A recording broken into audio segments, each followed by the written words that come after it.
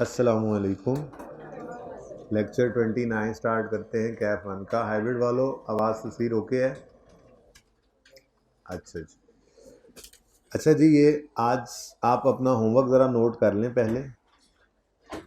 बिस्मिल्लाह, ज़रा homework note करने से करें। आइए 16 के 2 सवाल आपको कहे थे पास पेपर 1 और 4, कितने बच्चे दोबारा करके आए? सर वो पहले किए हुए थे। नहीं, मेरा मशवरा है एक बार सब कर लीजिएगा, ठीक है? फिर मैं इनको क्विकली डिस्कस करूंगा, जैसे आज पास पेपर 4 बारबरी सीमेंट मैंने डिस्कस कर दिया एंड पे, ठीक है ना? अच्छा, उसके बाद IS 36 में पास पेपर 2 आपका होमवर्क में आपने ट्राई करना है, देखो होता है या नहीं होता। उसके बाद क्वेश्चन बैंक 1 से 4 चारों करने हैं और सारे MCQs आपने करने हैं, ठीक है जी? पास पेपर 2 को वैसे एक नज़र डालते हैं, इतना लंबा सवाल है, करना क्या है इसमें। वो कहते हैं जी, calculate following, also submit your explanation if necessary, initial recognition of cost और impairment loss if any at 30 June. अब सवाल के अंदर 1 अक्टूबर पे वो कोई इन्हांसमेंट करना चाह रहे हैं, एक प्लांट ख़रीदा 25 मिलियन का, फिर उस पर कोई ट्रेड डिस्काउंट है, फिर उसके ऊपर कुछ और कॉस्ट लगी हैं, फिर सिविल वर्क्स हैं, फिर टेस्ट रन से गुजार के उन्होंने चला लिया। प्रेजेंटली ओब्लाइज्ड है to dismantle the plant, dismantling cost पता नहीं क्या करेंगे, आप ही ट्राई करेंगे ना इस सवाल को, तो मैं तो फिर बाद में करवाता हूँ, आपको पता है सवाल। उसके बाद प्लांट नॉर्मल प्रोडक्शन में चला गया, देन पता चला कि प्लांट जो है उसमें कुछ गड़बड़ है और फिर उसको कुछ इम्पेयरमेंट टेस्टिंग से गुजारने की ज़रूरत पड़ी, तो वो आप सारा कुछ करके देखेंगे। अच्छा सवाल है, थोड़ा सा समझ आए या ना आए ट्राई ज़रूर कीजिएगा, ठीक है? उसके बाद MCQs, उम्मीद है अल्लाह की ज़ात से कि आपसे सारे ही हो जाएंगे इंशाल्लाह, कोई भी नहीं रहेगा। ट्राई ज़रूर कीजिएगा, फिर मैं IS 36 के MCQs आपसे डिस्कस करूँगा। IS 16 के MCQs भी करने वाले हैं, वो फिर थोड़े थोड़े करके आपको साथ साथ होमवर्क में देता रहूँगा, ठीक है? अच्छा जी,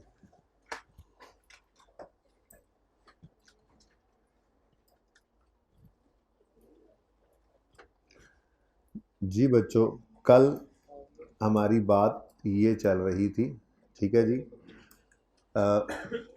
एक छोटी सी चीज़ जो आप अपने पास नोट फरमा लें, वो ज़बानी बात हुई थी लेकिन पिछली क्लास में, लेकिन लिखवाना भूल गया था, बस चलते चलते हुई थी, शायद आपकी क्लास में नहीं हुई हो बात। सवाल जहनों के अंदर ये आ सकता है, हमने कल बात की थी ना कि रीवैल्यूएशन मॉडल पर एसिड हो और इम्पेयरमेंट लॉस आ जाए तो क्या करना है। तो हमने तीनों सिनेरियो जो पॉसिबल थे वो देख लिए थे, लेकिन एक जहन में बात ये भी आ सकती है कि अगर रीवैल्यूएशन और इम्पेयरमेंट सेम डे पर आ जाएँ तो क्या करना है। तो उसका जवाब आप ये लिख लीजिए अपने पास, यहीं पर ही लिख लीजिए पेज 465 के ऊपर, जहाँ पे ये क्वेश्चन किया था 3, और इसको फिर क्वेश्चन को 3 क्वेश्चंस कर लिए थे एक तरह से इसके, इसी के ऊपर ही आप लिख लें ये उसूल भी। अगर रीवैल्यूएशन और इम्पेयरमेंट सेम डे पर हों तो पहले रीवैल्यू करें, फिर इम्पेयरमेंट टेस्ट लगाएं।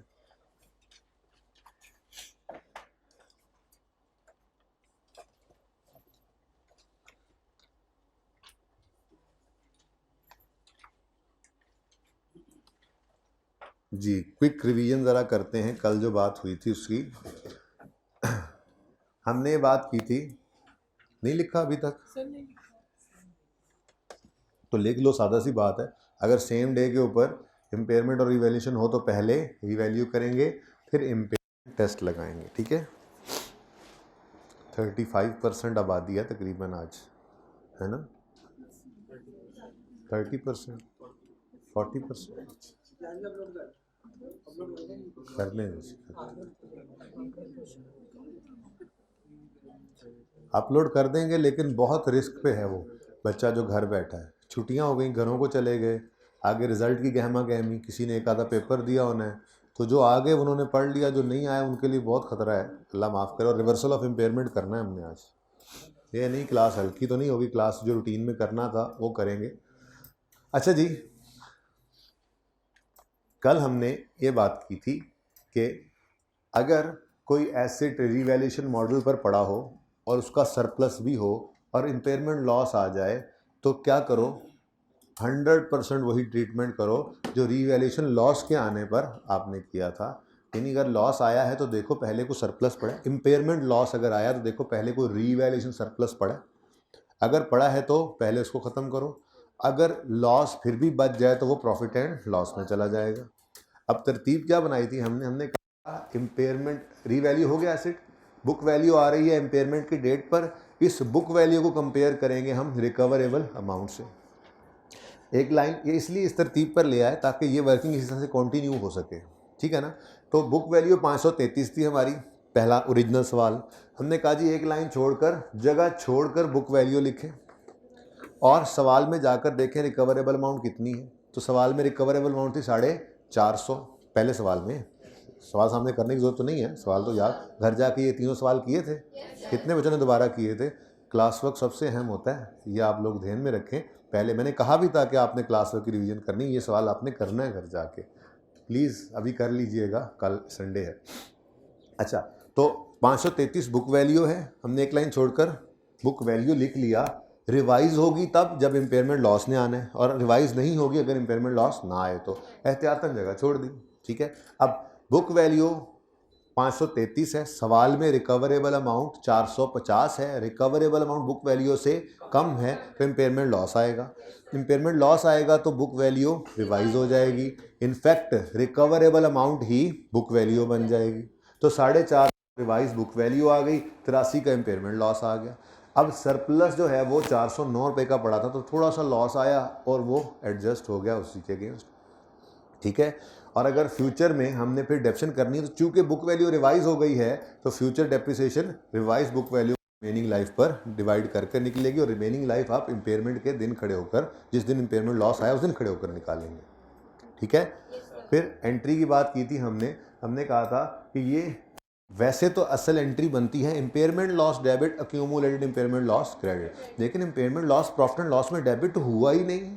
इम्पेयरमेंट लॉस और डेबिट ही किसको हो गया? रीवैल्यूएशन सरप्लस, क्योंकि वो पहले पड़ा था, तो एंट्री बन गई रीवैल्यूएशन सरप्लस डेबिट और अक्यूमुलेटेड इम्पेयरमेंट लॉस क्रेडिट। इसको एसिड क्रेडिट लिख देना गलत नहीं है परिचय में, लेकिन मैं इसलिए नहीं लिख रहा कि आप कंफ्यूज ना कर दे ये चीज़ कि कहीं ये रीवैल्यूएशन लॉस तो नहीं है। तो इसलिए इनको अलग रखने के लिए मुझे ज़्यादा पसंद ये एंट्री है कि आप एक्यूमुलेटेड इम्पेयरमेंट लॉस को ही क्रेडिट करें, लेकिन आप एसेट को क्रेडिट कर सकते हैं। ठीक हो गया? सही है। दूसरा सिनेरियो आया, हमने कहा जी यहाँ पर मौजूद है 533 की बुक वैल्यू पे, सवाल में जाकर देखा हमने रिकवरेबल अमाउंट कितनी है, तो रिकवरेबल अमाउंट तो कुछ भी नहीं थी, यानी रिकवरेबल अमाउंट सिर्फ कितनी थी दूसरे केस में? 50। कितनी थी? 50। अब अगर रिकवरेबल अमाउंट 50 है, पता नहीं तुम क्या ढूंढे जा रहे हो भाई, इधर देखो ना, छोड़ दो बस, इधर ही देख लो ना।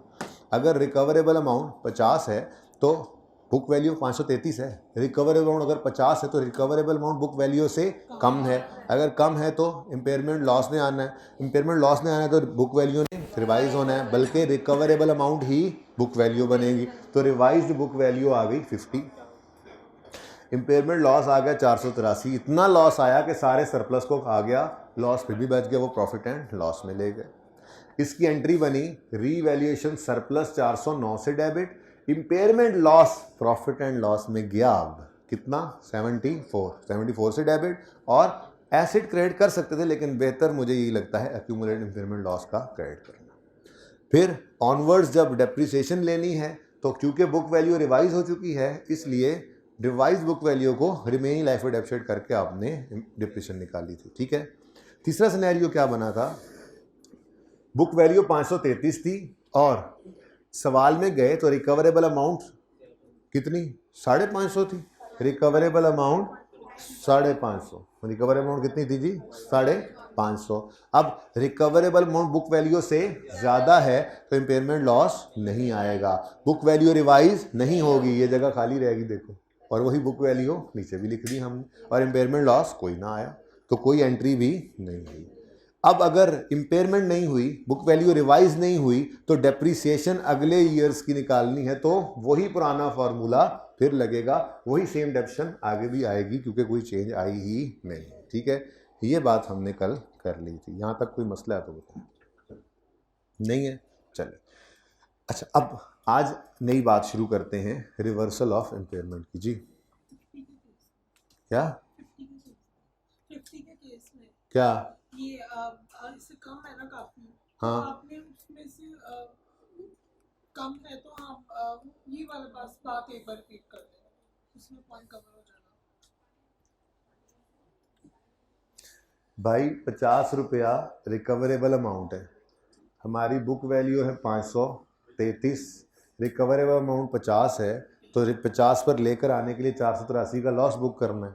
सरप्लस 409 का पड़ा था, वो पहले लॉस उसको खाएगा, बाकी प्रॉफिट एंड लॉस में चला जाएगा। इसमें कोई रिपीट करने वाली बात थी नहीं, आपसे सवाल बनन है, फिर भी सवाल बना के मुझसे पूछ लेना क्लास के बाद अलग से आके जी। अच्छा जी,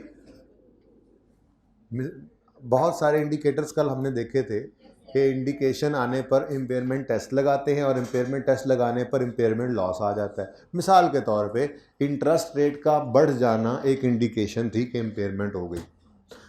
अब इंटरेस्ट रेट बढ़ा, हमें शक पड़ा, हमने इम्पेयरमेंट टेस्ट लगाया और एसेट इम्पेयर हो चुका था, इम्पेयरमेंट लॉस रिकॉर्ड कर लिया, बुक वैल्यू को रिवाइज कर लिया और फिर एसेट चल रहा है। साल 2 गुजरे तो वो हालात जो ख़राब होने से एसेट नीचे गया था वो हालात बेहतर हो गए। मिसाल के तौर पे इंटरेस्ट रेट को ही ले लें, ये इंटरेस्ट रेट जो बढ़ा था 2 साल के बाद ये इंटरेस्ट रेट कम हो गया।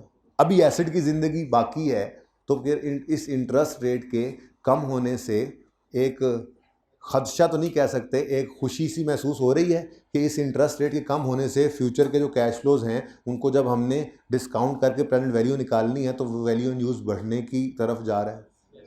बोलो, जैसे जैसे इंटरेस्ट रेट के बढ़ने से रिकवरेबल अमाउंट के कम होने का खदशा पैदा हुआ था और इम्पेयरमेंट टेस्टिंग की तरफ गए तो इम्पेयरमेंट लॉस आया था, ऐसे ही अगर हालात बेहतर हो जाएं और वो इंटरेस्ट रेट जो बढ़ा था अब वो कम हो जाए तो फिर रिकवरेबल अमाउंट के बढ़ने की तरफ जा रहे हैं, नहीं जा रहे हैं। इसका मतलब ऐसा भी हो सकता है कि प्रीवियसली अगर कुछ हालात ख़राब होने की वजह से रिकवरेबल अमाउंट कम हुई थी, कुछ साल गुजरने के बाद उन हालात में बेहतरी आ जाए, ठीक है, और उन हालात में बेहतरी आने की वजह से रिकवरेबल अमाउंट जो है वो बढ़ने की तरफ चली जाए। तो अगर रिकवरेबल अमाउंट बढ़ रही है तो क्या हम गेन रिकॉर्ड कर सकते हैं? हम फ्यूचर का गेन तो कभी नहीं रिकॉर्ड कर सकते बच्चों, लेकिन एक बात तो कर सकते हैं, जो प्रीवियसली बुक्ड लॉस है, अगर हमने लॉस बुक किया है कम से कम उसको तो रिवर्स कर सकते हैं, ठीक है। तो भाई अगर जो रिकवरेबल अमाउंट कम होकर इम्पेयरमेंट लॉस आया था पिछले किसी वक्त में, अगले आने वाले सालों में वो हालात बेहतर हुए और बेहतरी की वजह से रिकवरेबल अमाउंट बढ़ गई है, तो रिवर्सल ऑफ इम्पेयरमेंट लॉस की तरफ जाना है हमने। यानी गेन तो नहीं होता गेन जैसा है, लेकिन दरअसल गेन नहीं है, रिकवरेबल अमाउंट के बढ़ने से जो प्रीवियस लॉस बुक किया था उसको रिवर्स करने की हमें इजाज़त होती है, तो वो रिवर्स करने की तरफ जा रहे होते हैं, ठीक है ना। अब वो कितना रिवर्स करना है, इसके ऊपर एक कैप लगानी है, एक लिमिट लगानी है, वो मैं आपको अभी सिखाता हूँ सवाल के अंदर। फिलहाल इतनी सी बात समझ लीजिए कि अगर कोई बुरे हालात आए, रिकवरेबल अमाउंट कम होने पर इम्पेयरमेंट लॉस आता है, तो अगर उन हालात में बेहतरी आ जाए और फिर रिकवरेबल अमाउंट बढ़ जाए तो फिर उस लॉस को जो आपने प्रीवियसली बुक किया था उसको रिवर्स करने की भी इजाज़त है, ठीक है। गेन रिकॉर्ड नहीं कर सकते आप फ्यूचर का, लेकिन जो पहले लॉस रिकॉर्ड कर गए थे कम से कम उसको तो रिवर्स कर सकते हो, ठीक है। तो आज हम फिर स्टार्ट करने जा रहे हैं जी, रिवर्सल ऑफ इम्पेयरमेंट लॉस। जी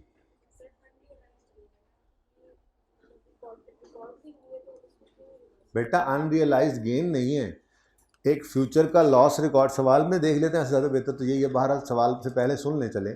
एक इम्पेयरमेंट लॉस आया, फ्यूचर का लॉस था, आपने बुक कर लिया है, अब ये लॉस बुकड है, अब हालात बेहतर हो गए और उस जिस वजह से वो लॉस आया था रिकवरेबल अमाउंट कम होने की वजह से वो रिकवरेबल अमाउंट बढ़ गई, तो गेन तो बुक नहीं कर सकते, लेकिन जितना लॉस प्रीवियसली बुक किया था कम से कम उसको तो रिवर्स कर सकते हैं।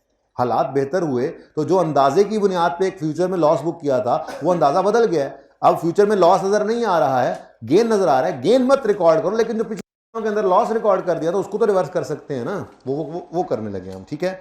तो ये है पेज नंबर 327 पे आपके reversal of an impairment loss. इसकी अंग्रेज़ी आप ज़रूर पढ़िएगा, इंशाल्लाह आपको सब समझ आएगी, क्योंकि मैंने ये अंग्रेज़ी सारी आपको न्यूमेरिकली करवा देनी है, ठीक है। एग्जाम्पल 6 है, कॉस्ट मॉडल पर एसिड हो तो पहले अर्ज किया तो है यार, पेज 328, साथ वाले से बात ना कर रहे हुआ करो ना हर वक्त। उसको बात कर रहे थे सर, हम सर उसको बात कर रहे थे, हाउ डेयर यू, क्या आपने पेज बताया? अच्छा जी सुने, कॉस्ट है ये बेसिकली आईकेप की ही एग्जांपल है, लेकिन वो ज़रा और तरह से एग्जांपल दी होती है उसका सोल्यूशन, तो बस उस एग्जांपल को ज़रा क्वेश्चन की तरह से बना लिया और सोल्यूशन अपने तरीके वाला हम कर लेंगे, ठीक है। अच्छा जी, कॉस्ट है 1,00,000, डेट ऑफ परचेज है 1 जनवरी 10, लाइफ है 10 साल, फिर 31 दिसंबर 11 पे रिकवरेबल अमाउंट गिवन है, और फिर 31 दिसंबर 13 पे भी रिकवरेबल अमाउंट गिवन, ठीक है। तो सवाल शुरू करते हैं जी। कॉस्ट मॉडल यूज हो रहा है, ठीक है, रीवैल्यूएशन मॉडल यूज नहीं हो रहा। छोटे छोटे एग्जांपल्स है ना, तो खुद बतानी पड़ती हैं कुछ बातें खुद ही कि हाँ भी कॉस्ट मॉडल है, ऊपर लिखा हुआ है कॉस्ट मॉडल वाला सवाल, ठीक है, और वैसे भी रीवैल्यूएशन का कोई जिक्र नहीं नजर आ रहा, ठीक है। अच्छा तो एग्जाम्पल नंबर 6 है जी,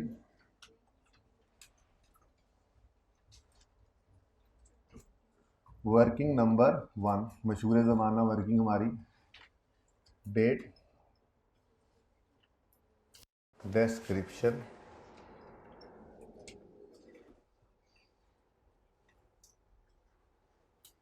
और एसेट। कॉस्ट मॉडल है तो बस इससे आगे कुछ करने की ज़रूरत नहीं है।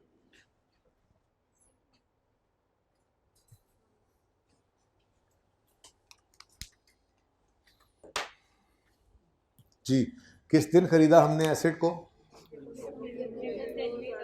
1 जनवरी 10 पे। कॉस्ट क्या है? 100,000 में कर लेते हैं सवाल, ठीक है। लाइफ क्या गिवन है सवाल में? 10 साल। तो 31 दिसंबर 10 पर डेप्रीसिएशन एक्सपेंस आ गया 100 डिवाइडेड बाय 10, 10 आ गया।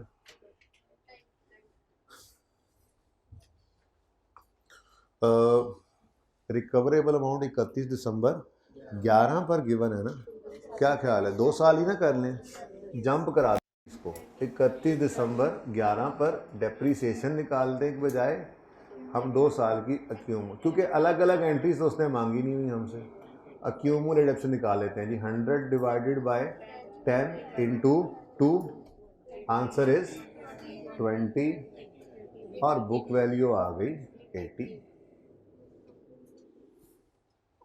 ठीक है बच्चों, जल्दी से बैठ जाए बेटा।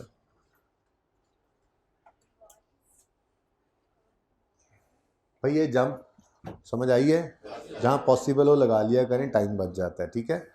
अच्छा उसके बाद 31 दिसंबर 11 पे सवाल ने हमें रिकवरेबल अमाउंट दी हुई है, पुराना तरीका, पुरानी तरतीब, एक लाइन खाली छोड़कर हमने 31 दिसंबर 11 पर थोड़ी सी जगह छोड़कर बुक वैल्यू लिख लेनी है, पता नहीं रिवाइज होगी या नहीं होगी, फिलहाल जगह बना लेते हैं बस और सवाल को जाके देखते हैं। बुक वैल्यू 80 है, बुक वैल्यू 80 है और 31 दिसंबर 11 पे रिकवरेबल अमाउंट 64 है, रिकवरेबल अमाउंट कम है, बुक वैल्यू ज़्यादा है, तो इम्पेयरमेंट लॉस है, इम्पेयरमेंट लॉस है तो बुक वैल्यू रिवाइज हो जाएगी, बल्कि यही रिकवरेबल अमाउंट जो है 64, यही रिवाइज्ड बुक वैल्यू बन जाएगी।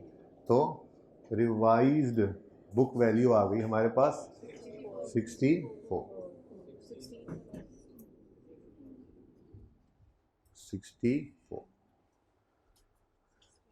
ठीक है जी। तो इम्पेयरमेंट लॉस कितना आ गया जी?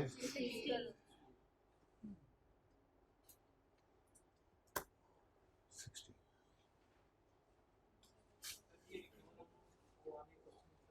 जी जी, नहीं देगा तो फिर ऐसा डाटा देगा जिससे आप निकाल सको, वो fair value cost value use का होगा, ठीक है ना। अगर नहीं देगा तो क्या आप इम्पेयरमेंट टेस्ट लगा सकते हो?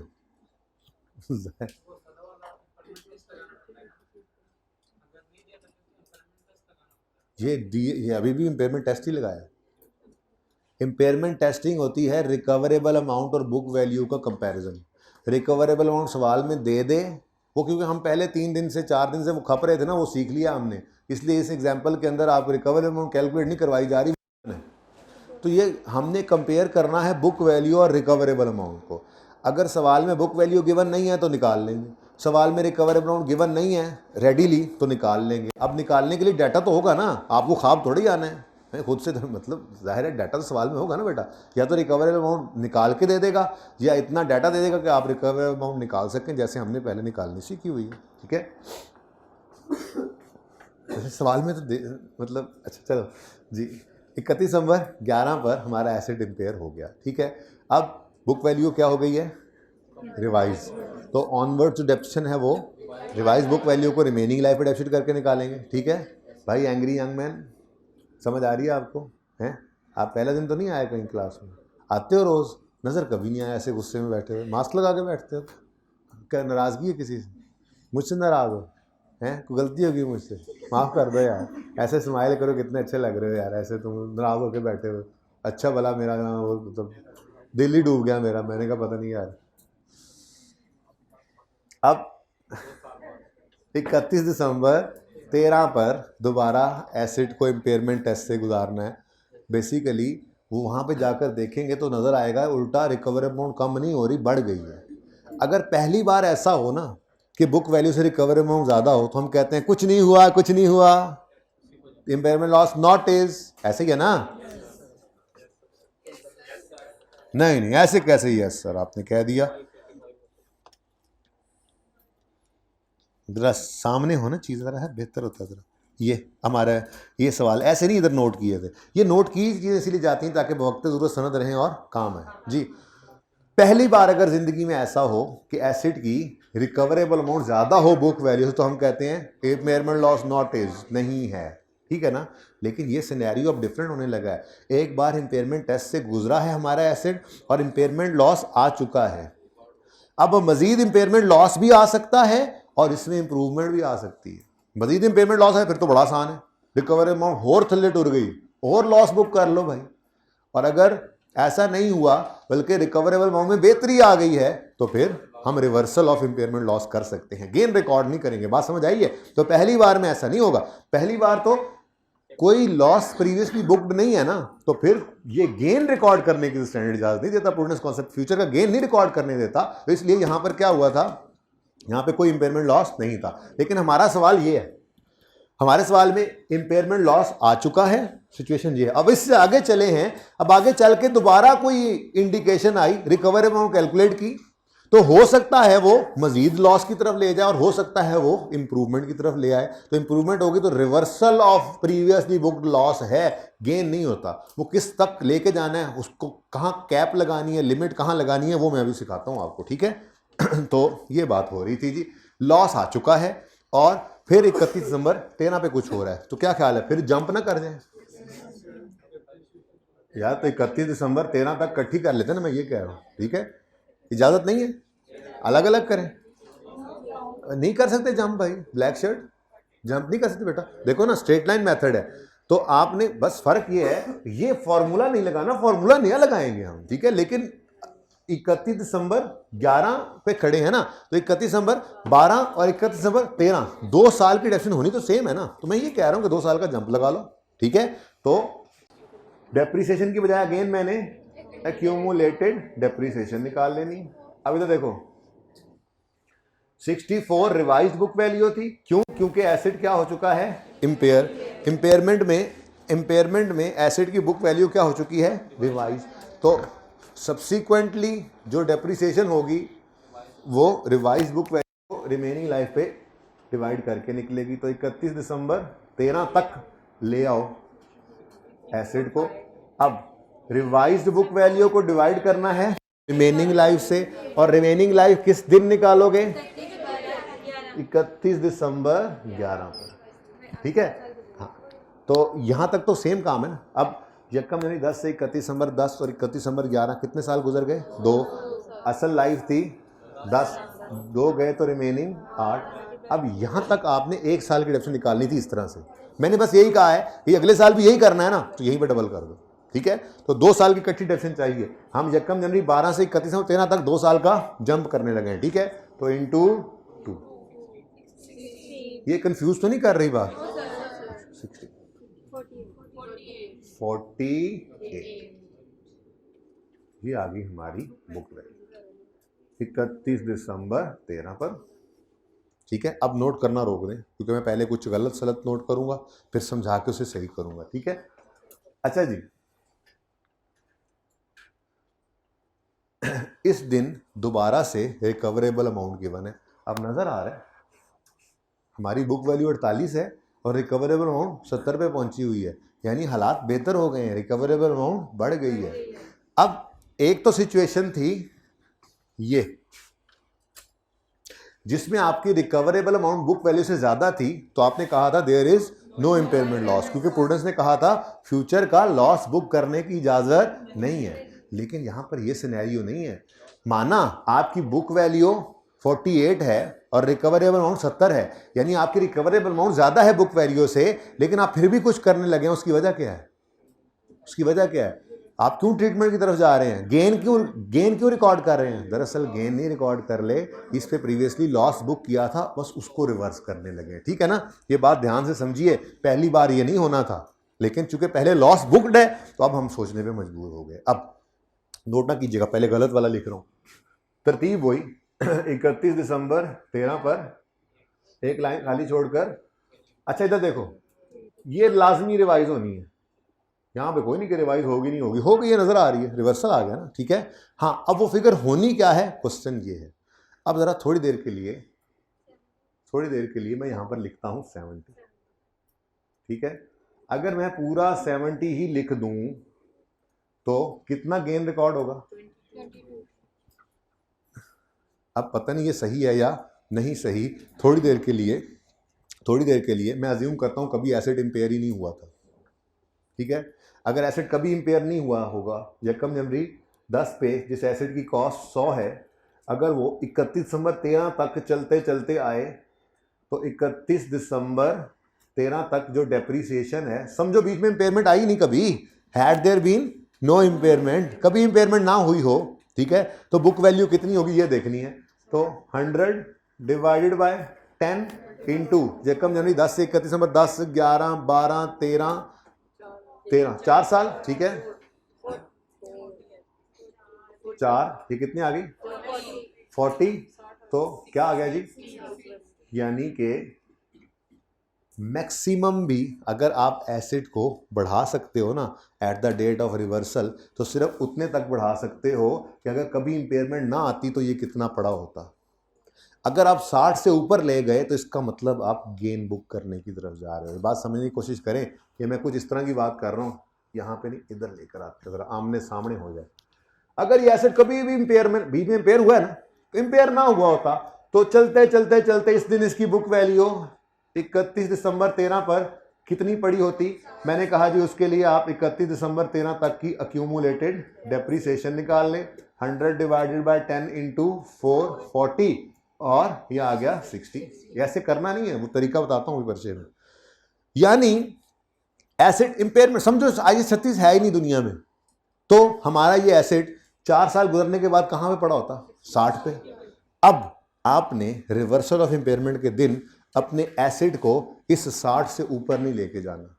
अगर आप इस 60 से ऊपर ले गए तो फिर आप इस सिचुएशन के अंदर दोबारा चले जाएंगे। इधर देखें, फिर आप इस सिचुएशन का दोबारा चले जाएंगे कि आपकी रिकवरेबल अमाउंट बुक वैल्यू से ज्यादा थी, आपने फ्यूचर का गेन रिकॉर्ड कर लिया। हम फ्यूचर का गेन रिकॉर्ड नहीं कर सकते। बात समझ आ रही है थोड़ी थोड़ी? तो हम मैक्सिमम कहां तक लेके, स्टैंडर्ड की ना अंग्रेजी मुश्किल है, उसके लिए मैं आपको यहां अंग्रेजी लिखवा दूंगा जो हमने उसूल बनाना है। स्टैंडर्ड क्या कहता है कि रिवर्सल ऑफ इंपेयरमेंट के वक्त आपको रिवर्सल की इजाजत है, लेकिन रिवर्सल ऑफ इंपेयरमेंट के वक्त आप अपने एसेट की बुक वैल्यू को मैक्सिमम वहां तक लेके जा सकते हैं जहां पर एसेट पड़ा होता इस दिन, जितनी बुक वैल्यू एसेट की होती इस दिन, अगर कभी इंपेयरमेंट हुई ही ना। क्योंकि अगर आप इससे ऊपर ले जाते हैं, यानी इस एसेट को 70 पे ले जाऊं, तो ये 22 रुपए, ये 22 रुपए क्या है? ये गेन है। इसमें प्रीवियसली बुक्ड लॉस भी आपने रिकॉर्ड किया और उससे भी ऊपर 10 रुपए का गेन भी रिकॉर्ड करते चले गए, तो ये सही नहीं है। आप अन्यथा यहां पर रिवाइज बुक वैल्यू नहीं लिख सकते और ये 22 भी सही नहीं है। अब इसका एक उसूल है जो स्टैंडर्ड ने अंग्रेजी लिखी है, हम उसकी वर्किंग बना लेते हैं, ठीक है, हम उसकी वर्किंग बनाएंगे। जिस दिन भी रिवर्सल ऑफ इंपेयरमेंट आएगा तो उस दिन आपने ये रिवाइज बुक वैल्यू निकालने के लिए एक छोटी सी वर्किंग कर लिया करनी है।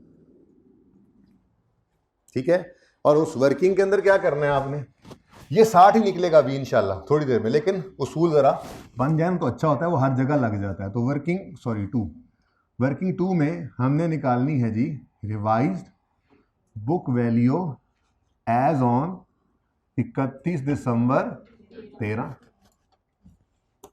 अब मैं कह रहा हूं कि जिस दिन रिवर्सल ऑफ इंपेयरमेंट आ रहा है उस दिन रिवाइज बुक वैल्यू जो होगी वो होगी लोअर ऑफ, वो क्या होगी जी, lower of number 1 recoverable amount, जो कि सवाल में गिवन हुआ करेगी, या आप निकाल लेंगे, ठीक है। लोअर ऑफ रिकवरेबल अमाउंट कितनी है जी, 70, और नंबर 2 ये वाली बात, इसकी अंग्रेजी बताओ, ये क्या है, book value had there been no impairment, ठीक है। Number 2 book value had there been no impairment, कभी इम्पेयरमेंट हुई ही ना होती तो एसेट की बुक वैल्यू क्या होती, ठीक है। अब वो अभी भी आपने निकाला, लेकिन वो थोड़े किया करेंगे काम, वो तो ये छोटी सी वर्किंग यहां पे कर लेंगे, तो हम भूल जाएंगे कभी एसेट इम्पेयर हुआ, हम कहेंगे जी एसेट की कॉस्ट है ना 100, अगर ये कभी भी इम्पेयर ना हुआ तो हर चीज कहां पे लेकर आनी है, हम कह रहे हैं 31 दिसंबर 13 के रिकवरेबल अमाउंट ये है, 31 दिसंबर 13 के रिकवरेबल अमाउंट कितनी है जी 70, और 31 दिसंबर 13 पर ही अगर ये एसेट लेकर आए, अज्यूम करते हुए कभी रीवैल्यू हुआ ही ना होता तो बुक वैल्यू क्या होती, तो हम कहेंगे जी नहीं, अब वर्किंग पूरी करने दो, cost divided by life into कितने साल गुजर गए हैं, यकम जनवरी 10 को खरीदा था, 31 दिसंबर 10, 11, 12, 13, कितने साल गुजर गए 4, तो इनटू 4 किया आपने, 60 आ गया। अब बताओ इन दोनों में से लोअर क्या है, तो ये रूल वर्किंग आपको गलती की तरफ जाने ही नहीं देगी, ठीक है। तो इसमें से अब देखो ना, इसी में से अगर रिकवरेबल अमाउंट मिसाल के तौर पे होती 55, रिकवरेबल अमाउंट होती 50 होती, तो यहां पे लोअर क्या निकलता 50, आप यहां पे लिखते 50, वो तो वैसे ही टेंशन कोई नहीं थी, ठीक है, आपका सिर्फ 2 रुपए का रिवर्सल बुक हो जाता, ठीक है ना। यानी रिवर्सल आप बुक कर सकते हो टू द एक्सटेंट के बुक वैल्यू इतनी बढ़ जाए, यानी आप रिवर्सल बुक करते हुए देखो ना, आप जब लॉस बुक करते हो, इंपेयरमेंट लॉस बुक करते हो तो बुक वैल्यू नीचे जाती है, यही हुआ था ना, इंपेयरमेंट लॉस जब बुक किया था तो बुक वैल्यू, इधर देखो, ये देखो आपकी बुक वैल्यू इस सवाल में 360 पे पड़ी थी, जब आपने इंपेयरमेंट लॉस बुक किया था तो बुक वैल्यू नीचे गई थी, यानी इंपेयरमेंट लॉस जब आता है तो बुक वैल्यू ज्यादा बारिश, अच्छा, इंपेयरमेंट लॉस जब आता है तो बुक वैल्यू नीचे जाता है, ठीक है, और अगर रिवर्सल ऑफ इंपेयरमेंट लॉस आएगा तो बुक वैल्यू ऊपर जाएगा, ऐसे ही होगा ना, बात समझ रहे हो। अब स्टैंडर्ड ये कहता है कि जब reversal of impairment loss book करो तो बुक वैल्यू को बढ़ाओ, बढ़ेगी तो सही, लेकिन उसको बढ़ाते बढ़ाते इतना ना बढ़ा जाना कि कहीं गेन रिकॉर्ड हो जाए, तो मैक्सिमम कहां तक बढ़ा सकते हो, अगर कभी इंपेयरमेंट होती ही ना तो एसिड कितने पर पड़ा होता, ये है उसूल की बात, ठीक है, सादा सी बात थी, ऐसे ही हमने इतना जोर लगा दिया, टाइम भी तो पास करना था ना आज, है ना। ओके, तो रिवाइज्ड बुक वैल्यू क्या निकली 60 और 12 का आ गया रिवर्सल ऑफ, इसको आप इंपेयरमेंट गेन भी लिख लोगे ना, गलत कोई नहीं है वर्किंग करने के बाद, लेकिन ठीक है ना, वो एंट्री आसानी से हो जाएगी बस, लेकिन मैं तो यहां पे क्या लिख रहा हूं, reversal of impairment loss, previously book loss का रिवर्सल जी 12 रुपए, ठीक है, ये बात समझ आई। अब बाकी एंट्रीज तो कोई मसला नहीं है, बेसिकली तो ये 2 एंट्रीज होनी चाहिए, पहली एंट्री ये है, ये एंट्री 16 की एंट्री क्या है, impairment loss debit, accumulated impairment loss credit या एसेट क्रेडिट, एसेट कम हो गया, और देखो ना एसेट का कम होना क्रेडिट, और अक्यूमुलेटेड इंपेयरमेंट लॉस एसेट का ऑपोजिट है, अक्यूमुलेटेड इंपेयरमेंट लॉस का बढ़ना क्रेडिट होना, वो दरअसल एसेट की कमी ही होता है ना, ठीक है, इसलिए मैं यूं बोला कि entry impairment loss debit asset credit या impairment loss debit accumulated impairment loss credit, एक ही बात है 16 से, ठीक है। फिर आगे सब कुछ वैसे ही करते आओगे, डेप्शन की एंट्री है सिंपल, ठीक है, और फिर ये 12 की एंट्री क्या बनेगी आज, आपका दिल कर रहा है आप एसिड डेबिट करना चाहो कर लो, लेकिन मुझे पसंद नहीं है। रिवर्स एंट्री बिल्कुल उसके ऑपोजिट कर दो। अभी आपने एंट्री की impairment loss debit, accumulated impairment loss credit at the time of loss. Reversal हो तो इसी एंट्री को उल्टा दो, अक्यूमुलेटेड इंपेयरमेंट लॉस डेबिट और इंपेयरमेंट लॉस लिख दो क्रेडिट, तब भी ठीक है। इंपेयरमेंट गेन लिख दो तब भी ठीक है।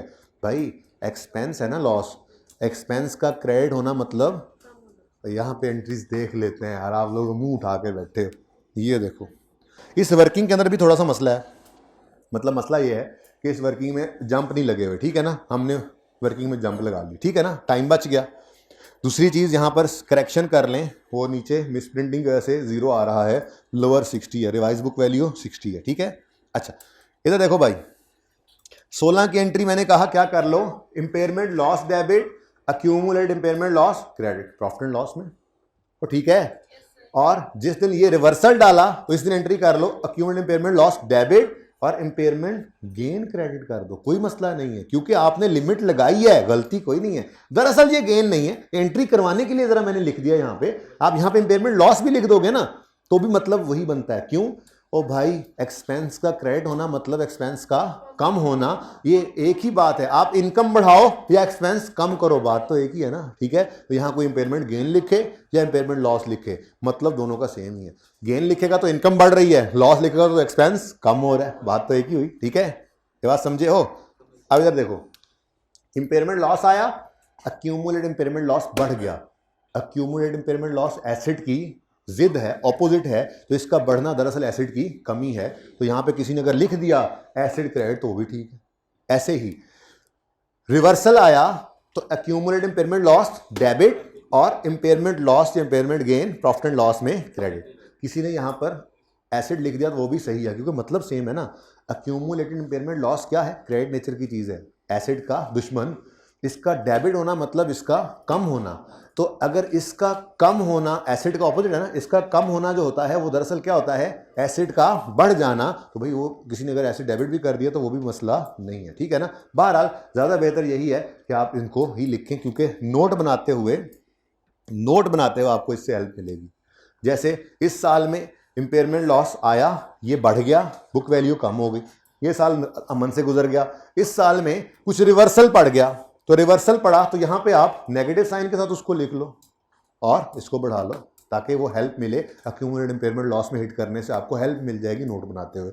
वैसे अभी तक आईकेएफ ने इंपेयरमेंट को इतना नहीं पूछा, तो नोट के अंदर वो आ जाए रिवर्सल ऑफ इंपेयरमेंट तो मुश्किल ही है, लेकिन कोई बात नहीं, तैयारी तो हमने सारी करनी होती है ना, ठीक है।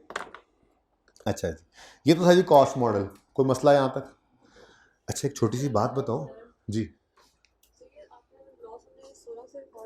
हाँ हाँ जी, असल में जैसे इंपेयरमेंट लॉस आता था वक्त गुजरने के साथ साथ वो कम होता था, और रिवर्सल के वक्त वो इंपेयरमेंट लॉस का भी रिवर्सल ही करते थे हम, ठीक है ना। प्रॉफिट एंड लॉस में वक्त गुजरने के साथ साथ वो कम होता था और कम वाला लॉस ही हम जो है ट्रांसफ़र करते थे। उसकी वजह ये होती है कि असल में ना रीवैल्यूएशन का कोई सवाल भी ओपन करते हैं, चलो रीवैल्यूएशन का भी कोई सवाल ओपन करते हैं।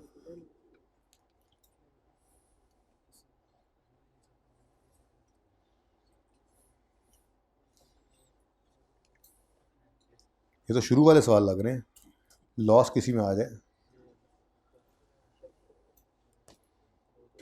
लेट मी लब, इट इज़ नॉट बीइंग लब्ड। कोई सवाल बता दो बच्चों जो हमने किया हो, मैं ज़रा ओपन कर लूँ, लॉस सामने हो, ज़रा समझाने में आसानी हो।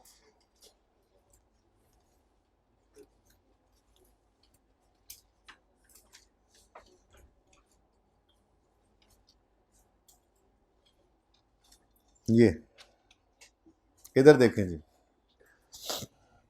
मैंने कहा ट्रीटमेंट सेम रखना है, ठीक है, लेकिन रिवर्स मॉडल में जाके बात सही समझ आएगी। बहरहाल ज़रा देखते हैं। ये लॉस एक बुक हुआ था 150 का, +9 की एंट्री तो नहीं हुई लेकिन कम होता चला गया, और जब रिवर्सल की बारी आई तो ये भी आपको लग रहा था प्रॉफिट एंड लॉस क्रेडिट हो रहा है, गेन है, हालांकि ये भी गेन नहीं था। मैंने उस वक्त भी कहा था ये गेन नहीं है बच्चों, ये भी प्रीवियसली बुक्ड लॉस का रिवर्सल है। असल में कहानी पता है क्या होती है? जैसे ये सरप्लस आया, हम वक्त गुजरने के साथ साथ इसको कम कर रहे होते हैं, तो इसका मतलब दरअसल ये होता है, मैंने 2 बातें बताई थी शुरू में। मैंने कहा था एक तो ये है कि जैसे जैसे एसिड ख़त्म हो वैसे वैसे ये सरप्लस भी ख़त्म हो जाए, या जैसे जैसे ये एसिड ख़त्म हो वैसे वैसे ये लॉस भी ख़त्म हो जाए। एक वजह ये बताई थी, ये जुगाड़ था। असल कहानी क्या होती है, वही बात की थी ज़रूर। असल कहानी ये होती है कि जब 350 का सरप्लस आया तो हमने से कहा ये अनरियलाइज्ड है, ठीक है। फिर हम 1 साल गुजरने पर कहते हैं ये 19 तक समझो रियलाइज़ हो गया क्योंकि इतना ये चल गया है, तो इसलिए रिटेन अर्निंग में फेंक दो। फिर मजीद चल गया 1 साल तो रिटेन अर्निंग में फेंक दो। इसी तरह से लॉस के साथ भी यही कहानी चल रही होती है। तो दरअसल 2 साल पहले जो लॉस आया था वो 16 था, लेकिन उसके बाद एसिड 2 साल इस्तेमाल भी तो हुआ है। इस्तेमाल होने से एसिड ने कुछ वैल्यू लूज भी तो की है। तो अगर आज हम रिवर्सल कर रहे हैं तो फिर पूरा 16 नहीं रिवर्स कर रहे होते, फिर हम वो उसी तरह से एसिड को, अगर मैं आपको इसी के अंदर एक वो वर्किंग दिखाऊं, तरतीब वो करनी नहीं है, वो तरतीब लगानी नहीं है, लेकिन सिर्फ आप लोगों की तसल्ली के लिए कि बात वैसी ही हो रही है, ज़रा चेक करते हैं। फिर मैं प्लीज़ ये कोई नोट ना करे, ठीक है, सिर्फ समझाने के लिए मैं कहता हूँ यहाँ पे प्रॉफिट एंड लॉस का कॉलम बना लो। 16 का लॉस आया, इसको लिख लो, हो गया जी 16 का लॉस। अब आगे नशर वाला काम शुरू कर दो। 16/8 × 2 कितना बनता है? 4 + 4, ये कितना बच गया? 12, तो बचा ही 12 पड़ा, ठीक है ना। तो काम वही चल रहा है, लेकिन ऐसे करना नहीं है, बस यही है, काफ़ी है इतनी बात, ठीक है। क्या, जब भी रिवर्सल ऑफ इम्पेयरमेंट आए तो आपने रिवाइज बुक वैल्यू निकालने के लिए ये असूल याद रखना है कि रिवाइज बुक वैल्यू होती है लोअर ऑफ रिकवरेबल अमाउंट जो गिवन है उस दिन की, और book value had there been no impairment. तो जैसे मर्जी सोच समझ के सोच करके आ जाओ, पहुंचना यहीं पर ही है, तो इतनी ज़्यादा बातों की तरफ नहीं जाना, बस ये उसूल याद रखें, इस तरह से करने की ज़रूरत नहीं है। हालांकि ये एक शॉर्टकट है, मैं मानता हूँ, लेकिन आगे जाके मसला हो जाना है रिवैल्यूएशन मॉडल के अंदर, इसको इसीलिए मैंने छुपाए रखा। बाकी मैं भी छुट्टियों में बैठ के सोच लूँगा, 5-6 सवालों के ऊपर ट्राई कर लूँगा, अगर मुझे ये पसंद आया तो हो सकता है मैं छुट्टियों के बाद आके आपको कहूँ कि ऐसा कर लेना, लेकिन फ़िलहाल ऐसा नहीं करना। फ़िलहाल मेरा शरह सदर नहीं है इसके ऊपर, ठीक है, शरह सदर समझते हैं। अच्छा, मेरा अभी दिल ये नहीं मान रहा कि आप इसकी तरफ जाएं, क्योंकि मेरी अपनी तसल्ली नहीं जी कि कहीं किसी सिचुएशन में फंस ना जाएं, वो फिर ट्राई कर लूँगा, देख लूँगा। जी बोलो।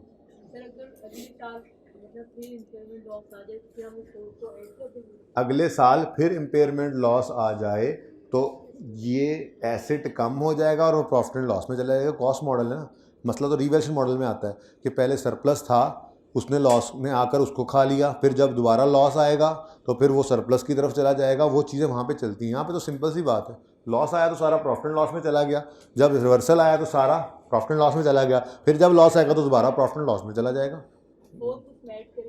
कौन से 4 को? 4 है ही कोई नहीं। 4 कहाँ पे, कहाँ है 4? मुझे दिखाएं 4, मैंने इसलिए छुपा दिया, ठीक है ना। सिंपल सी बात है, ये रिवाइज बुक वैल्यू है। अब ये आगे डेप्शिट होगी, ये आगे जाकर बुक वैल्यू बनेगी। जिस दिन की रिकवरेबल अमाउंट होगी उस दिन की बुक वैल्यू, इस बुक वैल्यू को उस दिन से कंपेयर करोगे, ठीक है। और एक इम्पेयरमेंट लॉस आएगा तो रिकॉर्ड कर लोगे, गेन तो दोबारा नहीं ना आ सकता, और उसके बाद फिर दोबारा को रिवर्सल आएगा तो फिर दोबारा वही उसूल चलाओगे। लेकिन इतना आगे जाने की जरूरत नहीं है, ये काफ़ी है मेरे ख्याल से, का तो बाहर ना हो।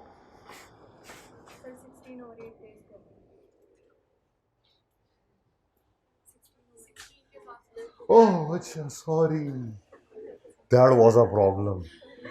Example number 7। क्या बेटा? नहीं, पिक्चर ले लेना एंड पे। चलो अभी ये तू दोनों मॉडल कर लेना, फिर एक ही बार नोट भी करना, पिक्चर लेना, फिर मैं 2-4 मिनट दे दूंगा, ठीक है। अच्छा जी, ये देखें एंट्री भी हुई पड़ी है किताब के अंदर। Asset debit impairment gain credit भी सही है, accumulated impairment loss debit impairment gain या इम्पेयरमेंट लॉस क्रेडिट भी कर दें तो भी सही है, ठीक है, सब चलेगा। ओके जी, ये क्वेश्चन में थोड़ी करेक्शन कर लें। 7 के अंदर कॉस्ट 1 जनवरी 10 पे थी 1 लाख, लाइफ थी 10 साल, ये 31 दिसंबर 10 पे ये रीवैल्यू हुआ है। तो रीवैल्यूड अमाउंट, वो लिखने वाले ने ना जो ये प्रिंट सवाल जब डलवाया तो उन्होंने तीनों पे रिकवरेबल अमाउंट लिख दिया। खैर आप छोड़ें इसको, ये रीवैल्यूड अमाउंट है 31 दिसंबर 10 पे 121.5, 1,21,500। फिर 31 दिसंबर 12 रिकवरेबल अमाउंट है, तो यानी कि 31 दिसंबर 10 पे ऐसे रीवैल्यू हो गया। उसके बाद फिर इम्पेयरमेंट आनी है और फिर रिवर्सल आना है, ये सिखा रहा हूँ। वैसे तो हमने रीवैल्यूएशन मॉडल वाले एसेट की इम्पेयरमेंट तो सीख ली थी ना, ठीक है। लेकिन ये आज हम उससे एक स्टेप आगे गए हुए हैं, आज हम एक स्टेप आगे चल रहे हैं। इम्पेयरमेंट तक तो हमें कोई मसला नहीं था, आज रिवर्सल ऑफ इम्पेयरमेंट कर रहे हैं। इंशाल्लाह अभी क्लास के एंड तक इसमें मसला नहीं रहेगा। मसला क्या है, छोटा सा उसूल है, बता दिया, दोनों मॉडल में वही चलना है। इसीलिए तो मैंने वो कॉलम भी नहीं डलवाया, मैंने यहाँ से सिखाया आपको, ठीक है ना। ओके, अब इस सवाल को लेकर चलना है और 31 दिसंबर 14 तक, इससे पहले पहले जब तक लाना है तो उसमें कोई चेंज नहीं आएगा। वो काम हमने किया हुआ है कि एसेट खरीदा, रीवैल्यू हुआ, फिर इम्पेयर हुआ। ये काम तो हम कल कर चुके हैं, बड़ी तफसील से कर चुके हैं, ठीक है। तो चलो इसको कर लेते हैं, ये तो 1 मिनट में हो जाएगा। डेट, डिस्क्रिप्शन,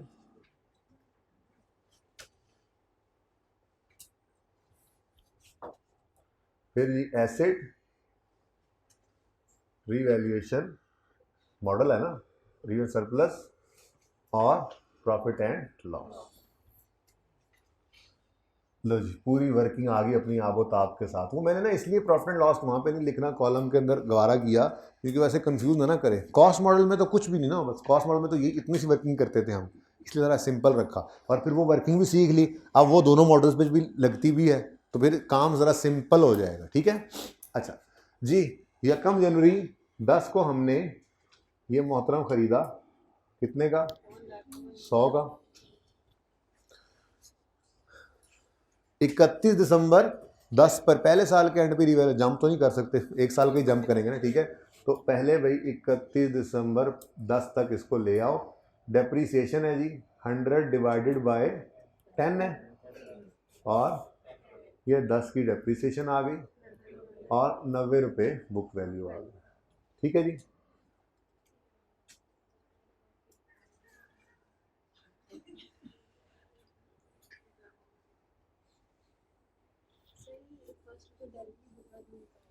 जी वहाँ निकाल लें, मैंने कोशिश, इसमें कौन सी वर्किंग उन्होंने कहा तफसील से करें।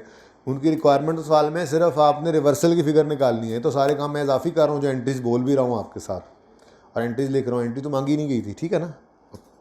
अच्छा जी, डायरेक्ट स्टूडेंट का सवाल ये है कि 31 दिसंबर 10 पे डायरेक्ट भी बुक वैल्यू निकाल सकते थे, बिल्कुल निकाल सकते थे, वक्त बचा सकते थे, ठीक है। अच्छा जी, अब 31 दिसंबर 10 पर एक लाइन खाली छोड़कर रीवैल्यूड अमाउंट लिख लेते हैं, और रीवैल्यूड अमाउंट सवाल के अंदर गिवन है 1,21,500, तो 121.5, तो 31.5 का रीवैल्यूएशन सरप्लस आ गया।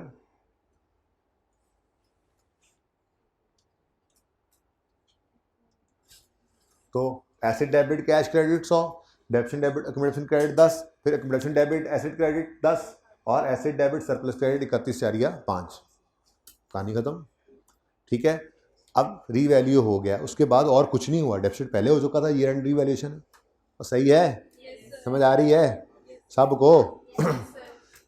जो घर बैठे हैं उनको भी। अच्छा तुम घर बैठे हो, हाँ भाई। सर ये नहीं समझ आई, रीवैल्यूएशन सरप्लस की अमाउंट। अच्छा चलें, ये क्लास के बाद ना आप आए, मैं आपको समझाता हूँ, ठीक है भाई। 121 आ गया, 5 में से 90 माइनस करो ना यार। 0.5 ले रहे हैं, मैं पूरी वैल्यू ले रहा हूँ। अच्छा जी, आगे चलते हैं, आफाक के मसाइल, ठीक है जी, कोई बात नहीं, चलते हैं। ये तो आप छोड़ें, आप इग्नोर करें। 31 दिसंबर 12 तक इस एसेट को लाके फिर इम्पेयरमेंट टेस्ट से गुजारना है, ठीक है। वे तुम्हें फिर सवाल शुरू कर दिए हैं ना, तुम पे अगला 1 महीना फिर पाबंदी है सवाल लगाने पे, ठीक है, पूरा 1 महीना। अच्छा जी, 31 दिसंबर 11 भी नहीं बल्कि 12 पे जाके इम्पेयरमेंट टेस्ट से हमने इसको गुजारना है। तो जंप कर सकते हैं, बिल्कुल कर सकते हैं। जब रीवैल्यूड अमाउंट को रिमेनिंग लायबिलिटी एसेट करना है तो वो फॉर्मूला 11 में भी यूज़ होना है, 12 में भी यूज़ होना है, तो 2 साल के लिए इकट्ठा कर लें। तो अक्यूमुलेटेड डेप्रीसिएशन निकाल लेते हैं जी। अब 1,21,500 डिवाइड करेंगे इसको रिमेनिंग लाइफ से, और रिमेनिंग लाइफ हम निकालेंगे डेट ऑफ रीवैल्यूएशन पे खड़े होकर। डेट ऑफ लेटेस्ट रीवैल्यूएशन थी 31 दिसंबर 10, तो 1 जनवरी 10 से 31 दिसंबर 10 तक 1 साल गुजर गया। टोटल लाइफ थी 10, 1 गया तो बाकी 9 है, तो डिवाइडेड बाय 9।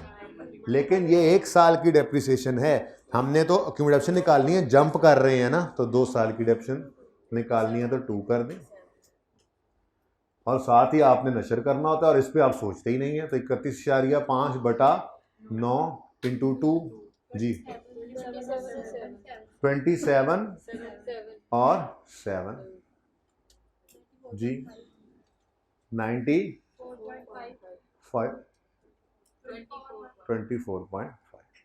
अच्छा भाई एक बात सुन लो, ऐसे ही कुछ पेपर में चवल ना मार देना, वो कहे जर्नल एंट्रीज कर दो तो ये ना हो कहीं ये डेप्रिसिएशन एक्सपेंस डेबिट क्रेडिट 27 से कर रहे हो, नहीं, ये 2 साल की इकट्ठी डेप्रिसिएशन पड़ी हुई है। ऐसा हो सकता है ना एंट्रीज मांगी हो तो फिर आप ध्यान से ज़रा एंट्रीज भाई, ठीक है ना, ये 2 साल की डेप्रिसिएशन इकट्ठी कैलकुलेट की हुई है।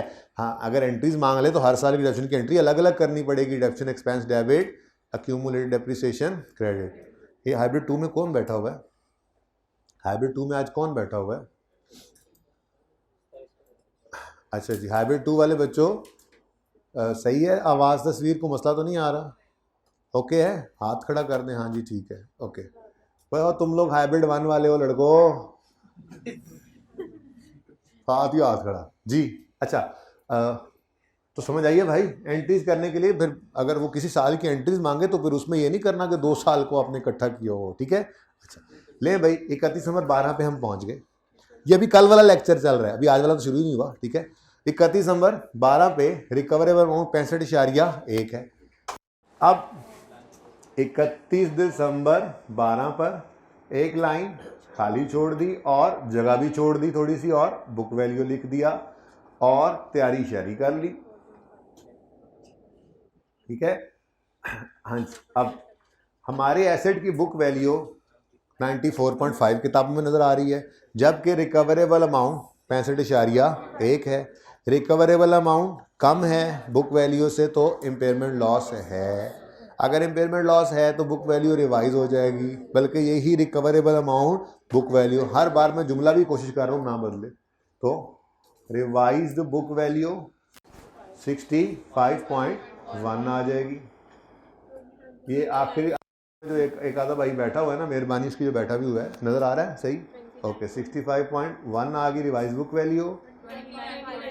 29.4 का रीवैल्यूएशन लॉस आ गया, इस सॉरी इम्पेयरमेंट लॉस आ गया। इस इम्पेयरमेंट लॉस ने, ट्रीटमेंट तो वही है ना, इस इम्पेयरमेंट लॉस ने पहले देखा कुछ सरप्लस पड़ा है, पड़ा था, सारे को खा गया, सरप्लस खत्म हो गया और 4.9 का लॉस चला गया प्रॉफिट एंड लॉस में,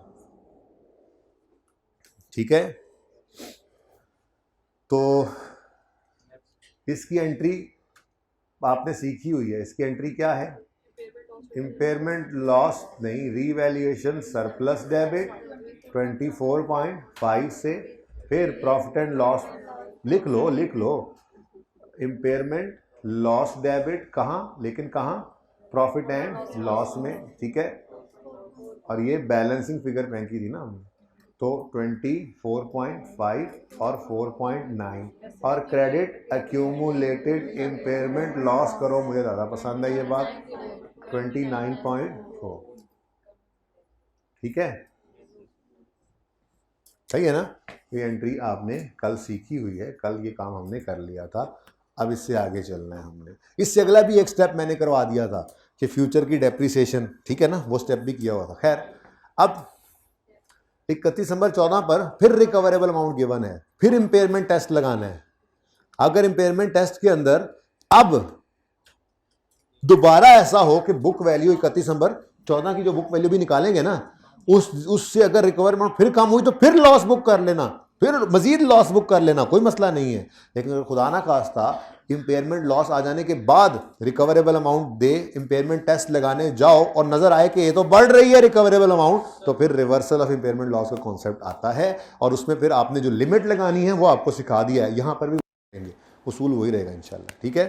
तो जंप कर जाए फिर 31 दिसंबर 14 तक इकट्ठी डेप्रीसिएशन निकाल लो, एक्यूमुलेटेड डेप्रीसिएशन, ठीक है जी। अब 1 साल की डेप्शन निकलनी थी, कैसे निकलनी थी? आफ्टर इम्पेयरमेंट लॉस आपको सिखाया हुआ है, रिवाइज्ड बुक वैल्यू को रिमेनिंग लाइफ पे डेप्शिट करते हैं और रिमेनिंग लाइफ हम निकालते हैं रीवैल्यूएशन के और इम्पेयरमेंट के दिन खड़े होकर। इम्पेयरमेंट का दिन कौन सा है जी? 31 दिसंबर 12। डन, ठीक है। तो फिर 65.1 डिवाइडेड बाय, अब यकम जनवरी 10 से 31 दिसंबर 10, 31 दिसंबर 11, 31 दिसंबर 12, कितने साल गुजर गए? 3। 10 में से 3 गए तो रिमेनिंग, लेकिन ये 1 साल की डेप्शन है और हम जंप लगाए बैठे हैं 2 साल का, तो इसलिए इसको वर्किंग, जो बुक के अंदर वर्किंग है उसमें जंप कोई नहीं है। अगर उस तरह से करना हो तो वैसे कर लेना, कोई मसला नहीं जी। इनटू 2, ठहर जाओ बेटा, नशर तो कर लो। ओहो, माइनस है। 4.9 डिवाइडेड बाय 7 इंटू 2 जी, 18.6 और 1.4 जी। फरमा दें बुक वैल्यू क्या है? 31 दिसंबर 14, 46.5 और ये 3.5 नेगेटिव। अच्छा जी, अब इस दिन दोबारा से इस दिन रिकवरेबल अमाउंट गिवन है, तो दोबारा से इम्पेयरमेंट टेस्ट, स्माइल करना यार। इम्पेयरमेंट टेस्ट में रिवर्सल सिखा दिया, तुम स्माइल नहीं कर रहे यार। खुश होना चाहिए तुम्हें, मैंने रिवर्सल इम्पेयरमेंट सीख लिया आज जी। तो एक लाइन खाली छोड़कर, क्या मतलब? मुझे मिलना यार, मसला बताओ मुझे यार, ऐसा मुझसे क्या मसला है आपको जी? मुझे देख के आप ऐसे बुक वैल्यू रिवाइज्ड, देखो 2 सिचुएशन हो सकती थी यहाँ पर भी। हाँ, आई कैप धोखा भी दे सकता है आपको, सज्जी दिखा के खब्बी मार दे, क्या मतलब? दूसरी दफ़ा रिकवरेबल अमाउंट दे और मिसाल के तौर पे वो सवाल के अंदर जो गिवन हो, लेट्स से वो 40 रुपये गिवन हो, तो क्या होगा? मजीद देखो, बुक वैल्यू आपकी 40 है और रिकवरेबल अमाउंट 40 अगर गिवन हो, तो रिकवरेबल अमाउंट कम होगी, बुक वैल्यू ज़्यादा होगी, तो फिर इम्पेयरमेंट लॉस आ जाएगा, तो फिर बुक कर लेना 6.5। ये 6.5 लॉस आएगा, इसमें ऐड हो जाएगा और ये माशाल्लाह से 7 और पूरा 10 हो जाएगा, ठीक है। तो लॉस पे लॉस आ सकता है, मसला ये नहीं है। मसला तो आता तब है जब ये है 40 से आ रही है 5 और अगले टेस्ट पे जब रिकवरेबल अमाउंट देखी तो वो होगी गड़बड़, 55 आ गया, ठीक है। अब ये रिवाइज बुक वैल्यू लिखने के लिए आप खबरदार डायरेक्ट कोई काम करें, आपने एक छोटी सी वर्किंग करनी है, ठीक। उस वर्किंग में आपने जाकर कैलकुलेट करना है रिवाइज्ड बुक वैल्यू को, ठीक है। ये बात समझ आई है? ये इंपॉर्टेंट बात थी।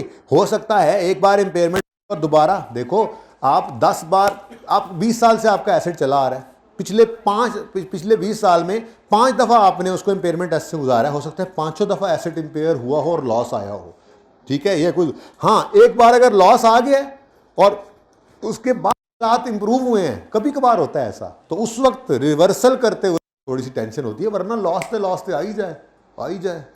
मसला क्या है? इधर लॉस पे लॉस आ ही जाए, लॉस रिकॉर्ड करते जाओ, इधर लॉस पे लॉस आ ही जाए, लॉस रिकॉर्ड करते जाओ। मसला कब है? जब प्रीवियसली बुक्ड लॉस हो और इम्पेयरमेंट हालात जो थे वो इंप्रूव हो जाए, रिकवरी अमाउंट इंप्रूव कर जाए, तो फिर रिवर्सल, ठीक है, ओके। चलो, तो वर्किंग ट्यू है revised book value as on 31 December 2014 जी। रिवाइज बुक वैल्यू का असूल बिल्कुल वही लिख रहा हूं मैं। Revise book value is lower of number 1 recoverable amount, कितनी है जी? 55, और number 2 book value had there been no impairment. ये ना मुझे लगता है एंड वालों को शायद नजर, ऐसे तो वहां पे लिखा हुआ था, बहरहाल मैं दोबारा लिखता हूं जी। Recoverable amount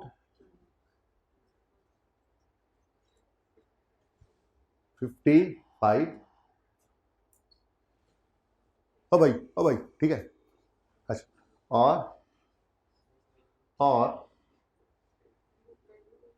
book value had there been no importance। अच्छा, अब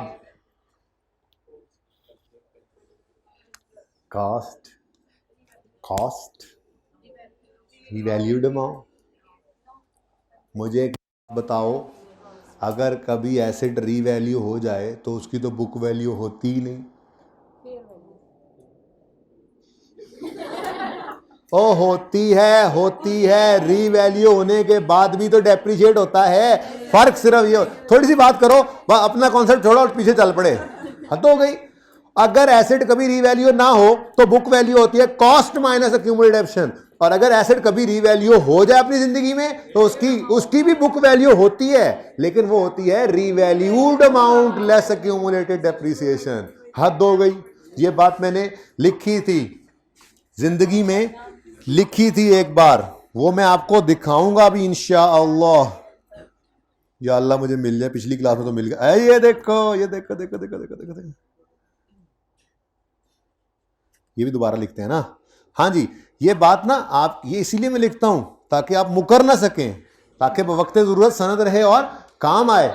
सब्सिक्वेंट मेजरमेंट में कॉस्ट मॉडल भी हो सकता है, रिवैल्यूएशन मॉडल भी। कॉस्ट मॉडल हो तो बुक वैल्यू होती है कॉस्ट लेस एक्यूमुलेटेड डेप्रिसिएशन, और अगर रिवैल्यूएशन मॉडल हो तो बुक वैल्यू होती है revalued amount minus accumulated depreciation. याद आया? आपकी क्लास में लिखा हुआ है ये। अब एक छोटी सी बात होती है यहां पे तो सारी जिंदगी कॉस्ट वही रहती है जो पहले दिन वाली हिस्टोरिकल कॉस्ट थी। यहां पे एक मसला हो सकता है, वो ये कि अगर एक रिवैल्यूएशन के बाद दूसरी रिवैल्यूएशन हो जाए तो ये रीवैल्यूड अमाउंट भी बदल जाएगी और ये डेफिनेशन भी बदल जाएगी। क्यों? क्योंकि एक तो फिर रीवैल्यूड अमाउंट बदल गई, रीवैल्यू हो गया दोबारा। दूसरा, जिस दिन रीवैल्यू हुआ होगा उस दिन तक डिडक्शन वैसे ही फारिग, ठीक है ना। तो इसमें थोड़ा सा ये मसला आ सकता है। आप यूं कह सकते हैं कि latest revalued amount less accumulated depreciation इसमें से आप माइनस करनी होती है, ठीक है ना। ये बात समझ आती है? अच्छा, अब इत्तेफाक से पिछली क्लास में मैंने कहा यहाँ आ ही गए हैं तो आपको मैंने पहले दिन एक बात की थी कि ये बुक वैल्यू का फॉर्मूला, लाइन भी इसलिए छोड़ी हुई थी कि बुक वैल्यू का फॉर्मूला पूरा नहीं है। आगे 36 पढ़ोगे तो पता लगेगा फॉर्मूला पूरा क्या है। अब पता है ना आपको बुक वैल्यू क्या होती है? Cost less accumulation less accumulated impairment loss if any, ठीक है। तो लेस, ये वाला भी लिख ले, लेस एक्यूमुलेटेड इंपेयरमेंट लॉस, ठीक है जी।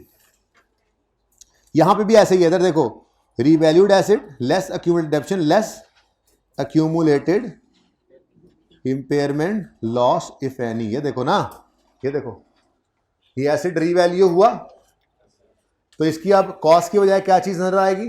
Revalued amount. फिर उसके बाद ये डेप्रिशिएट हुआ, बुक वैल्यू आ रही, फिर इंपेयर हुआ तो इंपेयरमेंट लॉस भी आएगा। तो फिर इसकी जो बुक वैल्यू होगी 65.1 31/12 पे, वो कैसे निकली होगी? Revalued amount minus accumulation minus accumulated impairment loss if any, ऐसे निकली होगी ना। ओके, चलें वापस चलते हैं। बात कहाँ शुरू हुई थी? बुक वैल्यू से, और कहाँ पे आ गए? छोड़ो इसको, आप लोगों ने नोट करना है। इधर देखो, ये भी बुक वैल्यू है, लेकिन ये बुक वैल्यू निकलेगी कॉस्ट लेस एक्यूमुलेटेड डेप्रिसिएशन से, ठीक है। और ये एक्यूमुलेशन हुआ करेगी डेट ऑफ परचेज से, डेट ऑफ परचेज से अगर ये खड़े हैं 31 दिसंबर 13 पर, तो डेट ऑफ परचेज टिल 31 दिसंबर 13। समझ आती है बात? ये भी बुक वैल्यू थी, लेकिन ये ऐसे निकली होगी। और यहां पे भी बुक वैल्यू है, लेकिन ये बुक वैल्यू निकलेगी latest revalued amount minus accumulated depreciation, और ये एक्यूमुलेशन होगी डेट ऑफ लेटेस्ट रिवैल्यूएशन से लेकर 31 दिसंबर 14 तक। सही है? लास्ट लेटेस्ट यानी 121 को पकड़ के ले आओगे, ठीक है। यहां भी लिखूं लेटेस्ट, क्यों? क्या नहीं करना था? लेस नहीं करना, नहीं करना, क्योंकि यहां पर मैं जो कह रहा हूं वो कह रहा हूं अगर रीवैल्यू इम्पेयरमेंट ना होती तो, इतने फनकार ना बनो तुम, ठीक है ना। Had there been no impairment, तो फिर कहां से आ गया इम्पेयरमेंट लॉस? वो तो मैं सिर्फ ये बता रहा हूं कि अगर रीवैल्यूएशन मॉडल हो तो बुक वैल्यू रीवैल्यूड अमाउंट से चलती है, और अगर कॉस्ट मॉडल हो तो वो तो वैसी बात सामने आ गई तो मैंने लिख दिया, ठीक है। अच्छा जी बच्चों, जी जी जी मेरे प्यारे प्यारे बच्चों, हाँ कहाँ थे हम? यहाँ थे हम जी। तो 121.5 माइनस, अब 121.5 डिवाइडेड बाय, वो लिखा हुआ है ऑलरेडी 9, ये है 31 दिसंबर 12 पर, सॉरी 31 दिसंबर 10 पर, ये रिवैल्यू हुआ था 31 दिसंबर 10 पर, तो 31 दिसंबर 10 पे खड़े होकर आपने रिवैल्यू अमाउंट को रिमेनिंग लाइफ पे डिवाइड करना है, वहां से लाइफ निकाल कर। अब 31 दिसंबर 10 से शुरू करो, 31 दिसंबर 11, 31 दिसंबर 12, 13, 14, कितने साल गुजर गए? 4 साल गुजर गए, तो आंसर बताएं। 67.5। लो जी, टेंशन ही कोई नहीं है, रिकवरेबल अमाउंट जो दी हुई है सवाल में वही रिवाइज्ड है, इतना ज़्यादा नहीं बढ़ा। हमारे ऐसे रिकवरेबल अमाउंट के गेन की तरफ जाते हैं हम, रिकवरेबल अमाउंट ही लिख दो बस। लेकिन टेस्ट वाला सवाल ऐसा नहीं होगा, टेस्ट वाले सवाल के अंदर तो अगर ये रूल नहीं लगाओगे तो जान नहीं छूटेगी। ये ना समझना कि रीवैल्यूएशन मॉडल में हमेशा ये उठा लिया करेंगे, ऐसे कैसे उठा लिया करेंगे? टेस्ट वाले सवाल के अंदर ये फिगर कम होगी, ये ज़्यादा होगी, तो फिर आपको इंशाल्लाह लिमिट करना पड़ेगा इसको।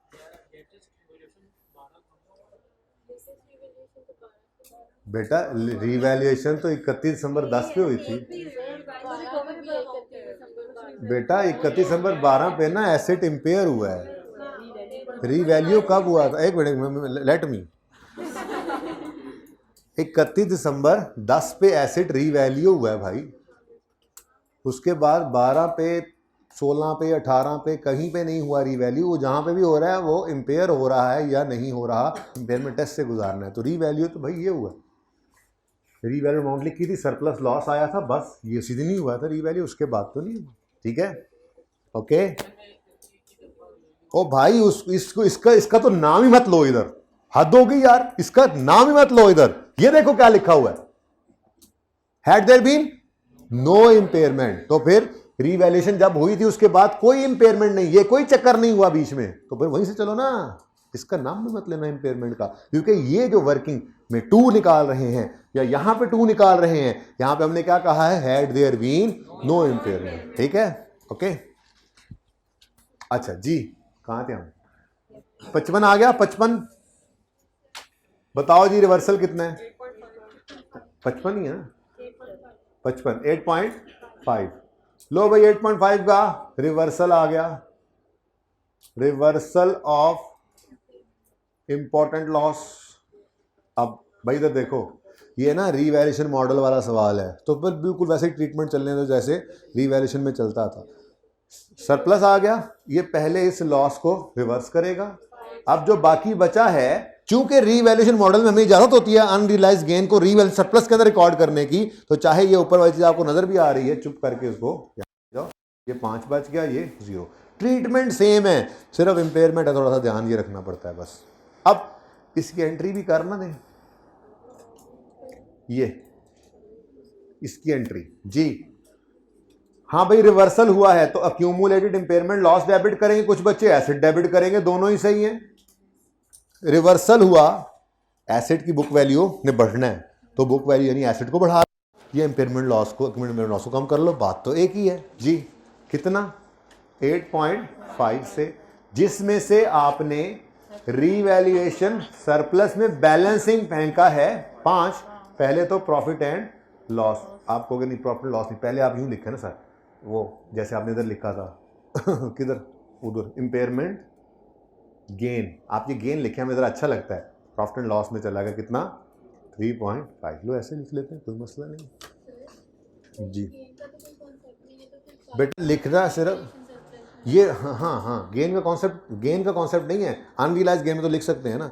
जब ये क्वेश्चन क्या है बचेगा, सुने ज़रा, अहम सवाल है कि ये क्या बात हुई, आपने रिवर्सल आया तो आपने रिवैल्यूएशन सरप्लस को हिट कर दिया। देखें बेटा, लॉस आया था कितने का, ये जब इंपेयरमेंट लॉस आया था इस दिन आपने इस बेचारे को कत्ल भी तो किया था, तो आज जब रिवर्सल आया है तो फिर इसको बढ़ा भी सकते हैं, क्योंकि रीवैल्यूएशन मॉडल है ना, तो रीवैल्यूएशन मॉडल के अंदर लॉस आने पर इस सरप्लस को खत्म किया था, तो फिर जब रिवर्सल ऑफ लॉस हो तो फिर इसको आप बढ़ा भी सकते हैं जितना प्रॉफिट लॉस में पड़ा है उसके ऊपर वाले को, ठीक है, सही है।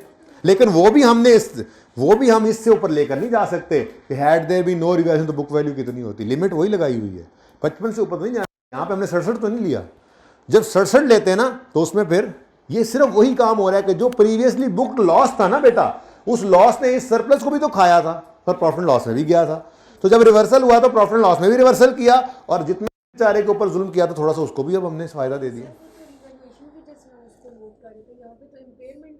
बेटा नो डाउट यहां पर भी तो रीवैल्यूएशन सरप्लस पड़ा था, फिर उसको क्यों आपने खत्म किया इंपेयरमेंट के आने पर? बात समझिए, इंपेयरमेंट लॉस आया, आपने सरप्लस को हिट किया या नहीं किया? कर दिया, खत्म कर दिया, लॉस प्रॉफिट लॉस में सिर्फ 4.9 का बुक कर लिया। रिवर्सल की बारी आई, 3.5 का रिवर्सल प्रॉफिट लॉस में हो गया, लेकिन 5 रुपए जो बचे हैं अब वो कहां लेके जाओ? इस पे जुल्म किया था ना, इसको वापस कर दो, कोई मसला नहीं है, ठीक है ना।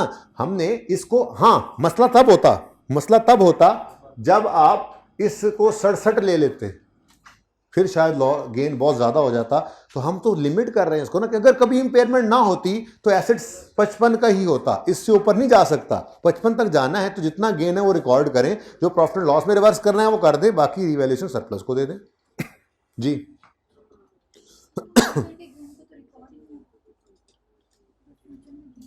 कब रिकॉर्ड किया? ये अनरियलाइज गेन है इसमें तो। अच्छा ये क्या है, ये क्या है? ये फ्यूचर का गेन नहीं, प्रॉफिट एंड लॉस में रिकॉर्ड नहीं करते, पूरी बात करें फ्यूचर का गेन प्रॉफिट एंड लॉस में रिकॉर्ड नहीं करते, ठीक है।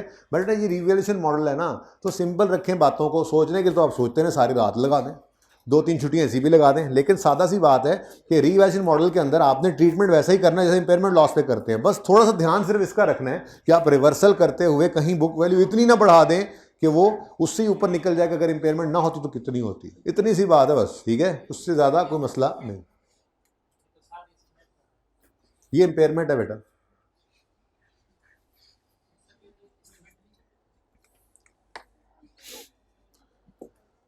बेटा एस्टीमेट होता है हमारा अंदाज़ा, ठीक है। रिकवरेबल अमाउंट हम अंदाजे के ऊपर बैठ के नहीं निकालते, बल्कि कोई इंडिकेटर ऑफ इंपेयरमेंट आता है तो रिकवरेबल अमाउंट निकालते हैं, ठीक है जी।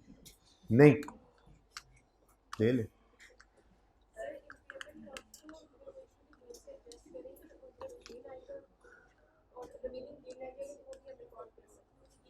जी यही, क्योंकि हमने ये बात की है कि जब इंपेयरमेंट लॉस आता है, कल मैंने कहा था बेटा, बातें नहीं प्लीज़, बेटा बातें नहीं भाई, मैंने ये कहा था ना कल कि जब रिवैल्यूएशन मॉडल वाला एसेट हो तो इंपेयरमेंट लॉस के आने पर सेम ट्रीटमेंट कर लो जैसे रिवैल्यूएशन लॉस के आने पर करते हैं।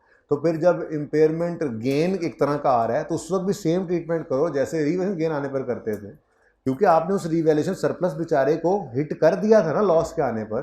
तो अगर आपको रिवर्सल करते हुए फिगर बच गई है जो प्रॉफिट लॉस के अंदर नहीं फेंक रही, तो रिवैल्यूएशन सरप्लस को बढ़ा लो, ठीक है। अच्छा जी, यहाँ पर ये वर्किंग में बच्चे कह रहे थे कोई गड़बड़ हुई पड़ी है, ठीक है, इसलिए आप इसको छोड़ें, आपके पास आ गया है सवाल का सलूशन यहाँ पर, ठीक है, वर्किंग वही कर लीजिएगा। जर्नल एंट्री ये मैंने ऑलरेडी पास कर दी है आपके बोर्ड के ऊपर, ठीक है।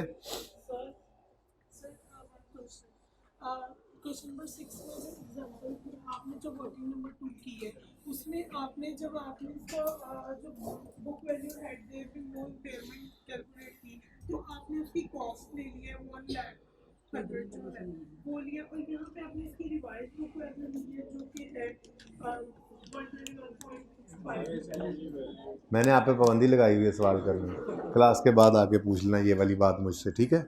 अच्छा जी, और किसी को कोई मसला है तो बताओ, मजाक करता है जी। एंट्री दिखा, ये ले जी एंट्री, ये देखने की जरूरत है एंट्री, ये वही एंट्री है, वहाँ पे की तो हुई है, इधर उधर से तस्वीर खींच लिया बस, ठीक है, वही एंट्री। अच्छा जी, होमवर्क तो आप लोग लिख चुके हैं ना, पास पेपर 1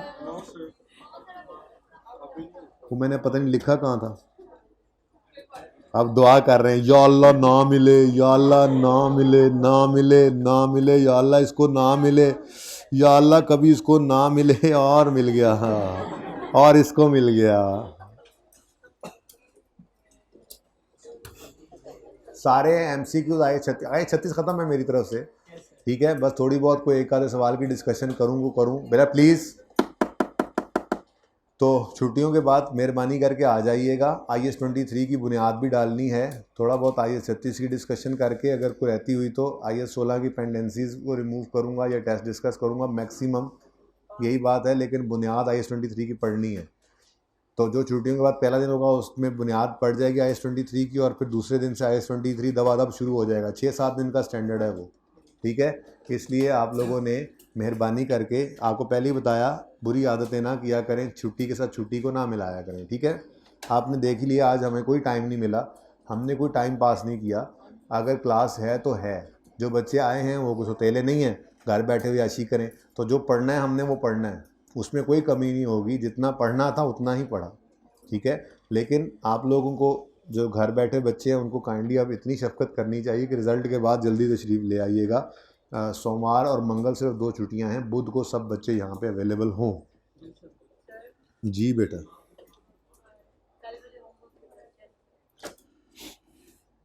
पहले मैं इसको डिस्कस कर लेता हूँ। कल वाले होमवर्क क्या था वैसे? असल में ना प्रैक्टिस क्वेश्चन, पास पेपर, हाँ इधर से पूछ लें।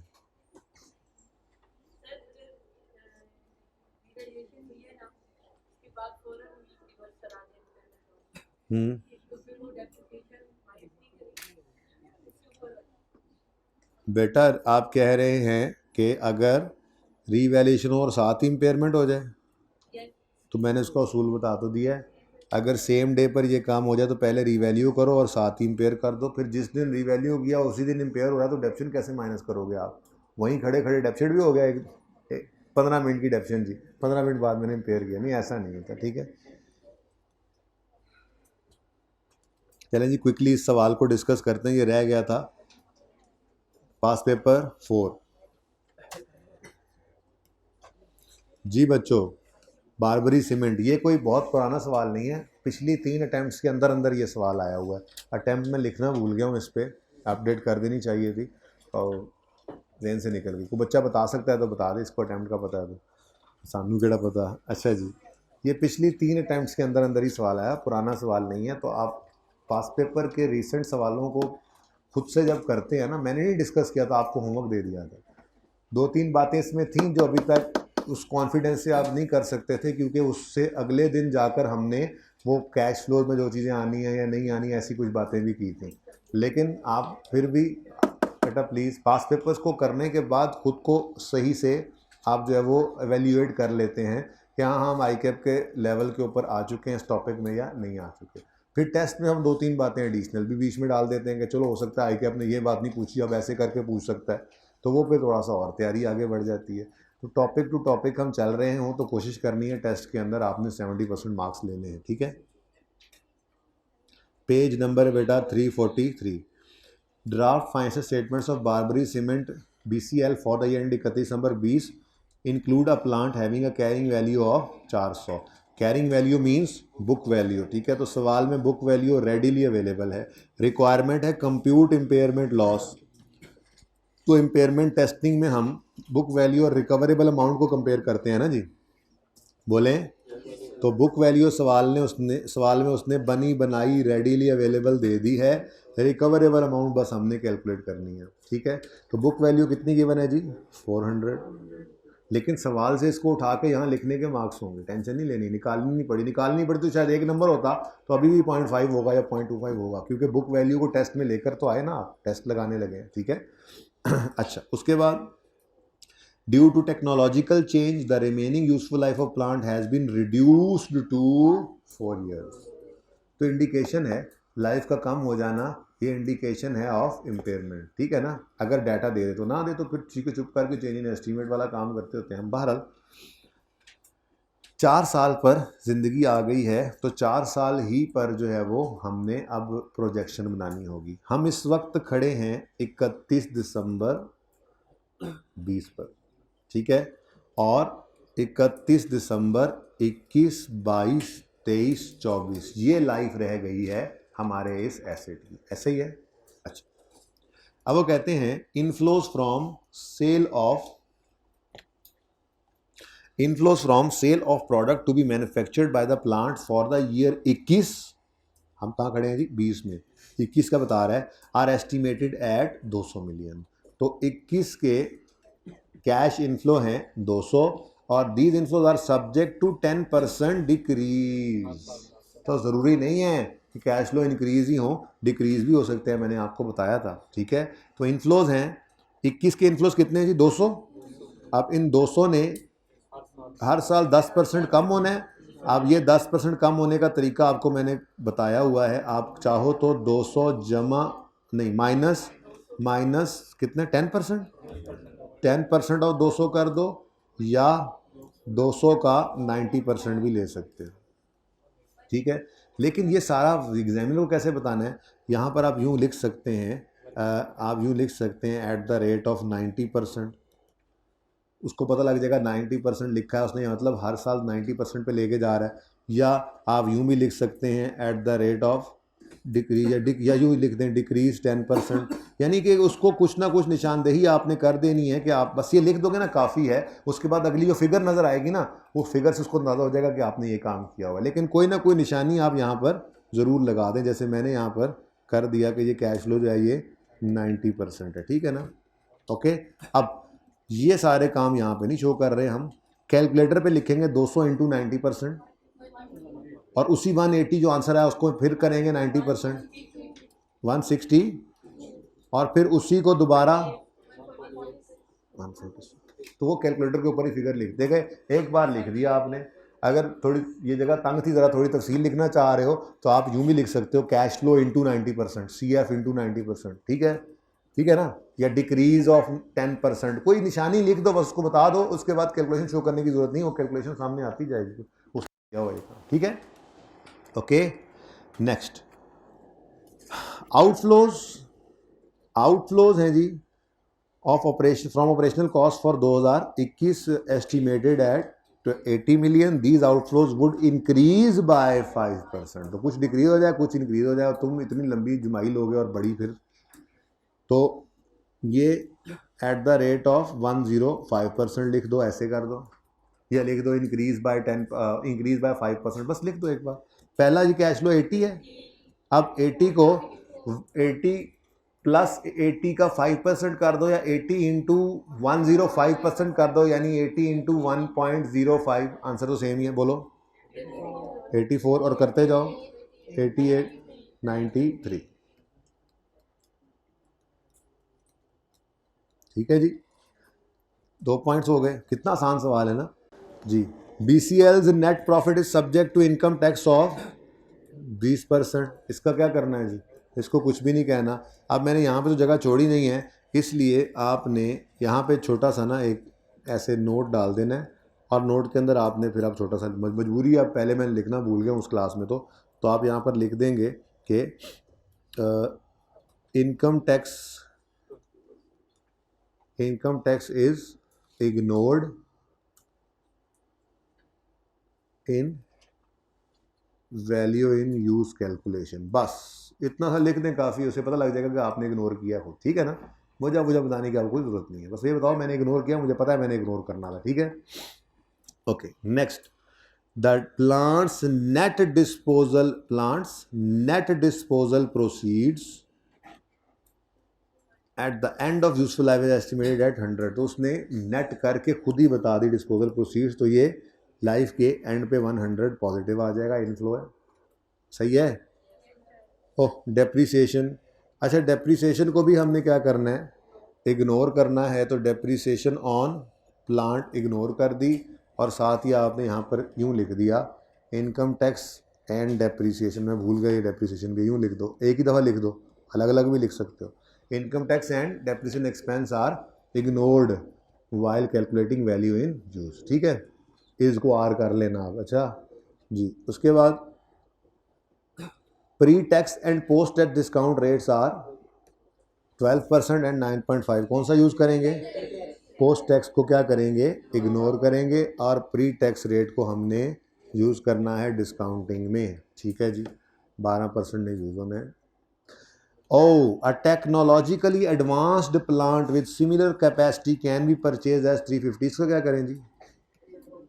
भाई इसका हमने कुछ नहीं करना बेटा, नया प्लांट थोड़ा ही खरीदना है इस दिन इस अमाउंट का, यही प्लांट चल रहा है, चलने तो इम्पेयरमेंट टेस्ट लगा रहे हैं, तो इस वैल्यू से हमें कोई लेना देना नहीं है। ये तो इस दिन खड़े होके इस जैसा नया प्लांट खरीदने की जो है वो कीमत है, इसको इग्नोर करना था। हाँ, BCL has received an offer to buy existing plant for 250, BCL will have to incur shipping cost of 7 million.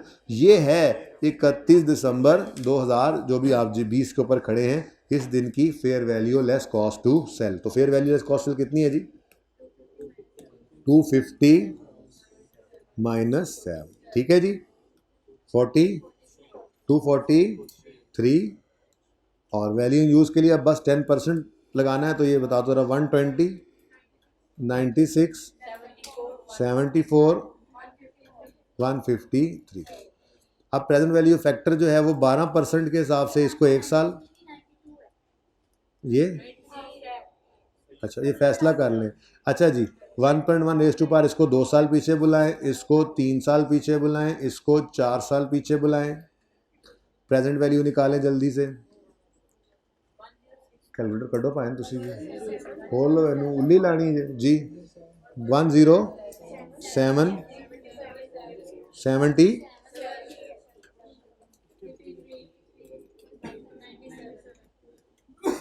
Total 350, 34, ठीक है, ये 334 आ गया, हायर 334 है, लेकिन औकात बहुत कम है, एसेट तो इम्पेयर हो गया है 66 रुपीज़। तो ये 7 नंबर का सवाल है। तो भाई पर्चे में हर तरह के सवाल होते हैं, आपने बस मार्क्स गेन करने वाले सवालों को अच्छे से सॉल्व कर लिया तो पास हो जाएंगे इंशाल्लाह, ठीक है। टाइम ख़त्म हो गया है, ठीक है जी। तो होमवर्क लिखा जा चुका है, होमवर्क जी जी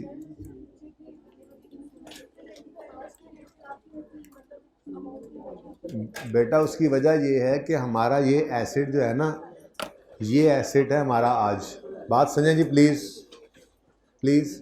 क्वेश्चन ये है कि हम value in use present value आज क्यों निकालते हैं फ्यूचर कैश फ्लोज की। भाई सवाल सुन लें सारे, जवाब भी।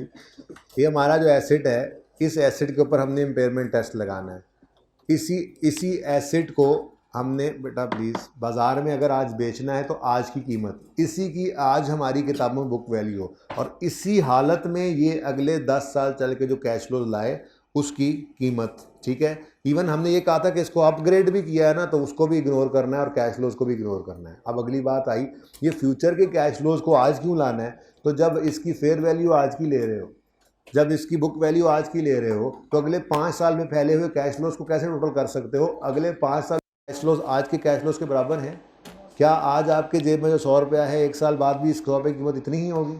नहीं। तो फिर जो 1 साल बाद वाला कैश फ्लो है उसकी प्रेजेंट वैल्यू निकालेंगे ताकि लाइक विद लाइक का कंपैरिजन हो सके, ठीक है।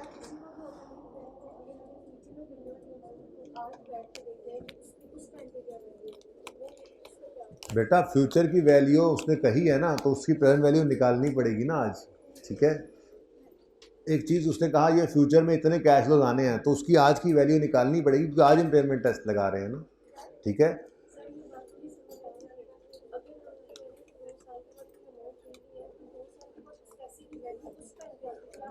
वो हम क्यों देखें, वो 2 साल बाद जाकर देखेंगे। तो 2 साल बाद कोई, वो तो अपग्रेड की कॉस्ट कह रहे हैं आप। 2 साल बाद हमने एसेट को अपग्रेड करना है, तो वो 2 साल बाद की बात 2 साल बाद देखी जाएगी। इस वक्त क्या वो अपग्रेड हो गई है?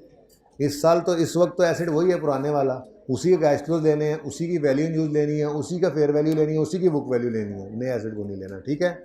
ठीक है जी, होमवर्क ये करके आइएगा। ज़िंदगी रही तो अब रिजल्ट के बाद होती है मुलाकात। अल्लाह हाफिज़, अस्सलाम वालेकुम।